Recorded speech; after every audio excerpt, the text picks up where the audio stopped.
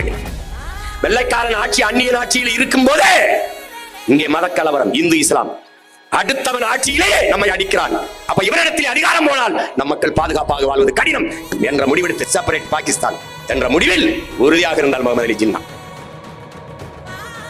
46 அடைய வேண்டிய விடுதலை ஜின்னாவால் தான் ஓராண்டு தாமதமாச்சு.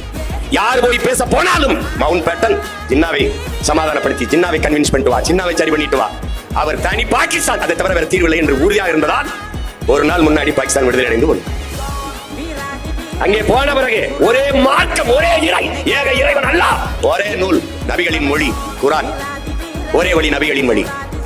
பிறகு எதற்கு பங்களாதேஷ்? ஜின்னா சொல்கிறார் உருது ஆட்சி மொழி என்றார்.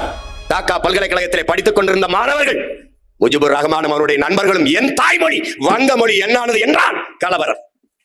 ஒரே மார்க்கம், ஒரே இறை, ஒரே வழி நபிகளின் மொழி வழி. ஆனால் நீ உருது, நான் வங்காளி. இதாண்டா நான் இஸ்லாத்தை ஏற்றிருக்கிறேன். அவன் அரேபியன், அவன் உருது, அவன் வங்காளி, அவன் மலையாளி, அவன் தெலுங்கன், அவன் குஜராத்தி, அவன் பீகாரி, நான் தமிழன். தாண்டா கோட்பாடு. உலகெங்கிலும் எனக்கும் வணக்கம் இல்ல, உலகெங்கிலும் வரலாற்று